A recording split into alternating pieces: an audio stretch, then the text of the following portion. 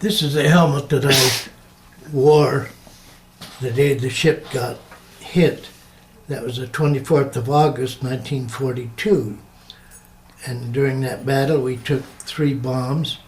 One of them was an armor-piercing bomb that came and exploded below the deck that I was on. I was on a repair party. And that one bomb took about 11 or 12 men in that party. There was 15 of us in there. And you can see the dent in the top of the helmet, and then that same dent is a cut on my head that I've still got the scars from at that time. So it did spare my life.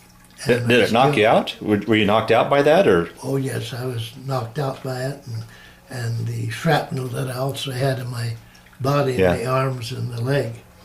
So yeah, I woke up. I was pretty much messed up.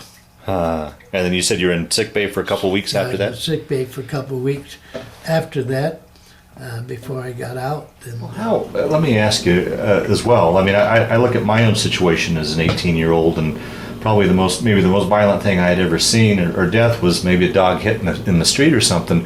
You're seeing all this violence and losing close friends and in very violent ways. What was that like as an 18-year-old? How did you deal with that?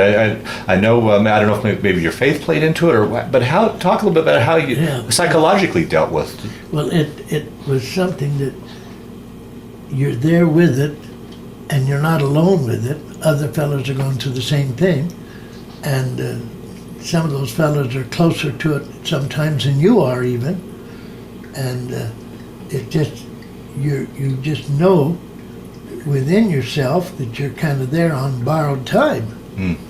You know, you just don't know.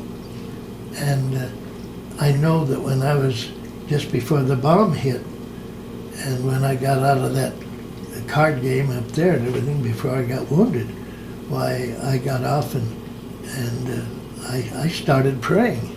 And then when I was in the sick bay after, and was in there for those several days, and there was some wonderment about my eyesight because of the flash of the bomb and things they didn't.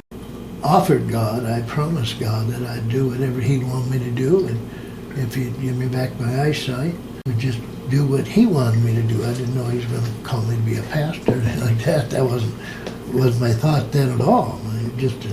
I'd be a better boy, better man. Yeah. And